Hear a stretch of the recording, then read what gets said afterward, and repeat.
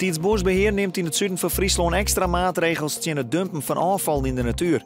Voor aanluchtingscampagnes en tafelsjoch helpen nota net. De natuurorganisatie zette komende 2 man op het opsporen van de dierders. In Ljout is een nieuwe containerterminal in gebruiknaam. Deze terminal van het bedrijf MSC had de grootste kraan van het noorden die het 40 ton tillen kan. Per jaar zullen er goed 18.000 containers verwerken worden. Friesland Campina is het grootste bedrijf dat gebruik maakt van het terminal. De provincie had een app van watersporters lanceerd. Op de watersport-app van mobiele telefoons kunnen boordjevaders actuele informatie vinden hoe bregentieren, zwemlocaties en ook de regels op het water. Het programma is een vervolg op de provinciale watersportbrochure.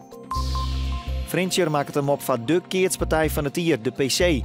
Die wordt morgen voor de 159ste keer verkeerd op het Sjoekelon.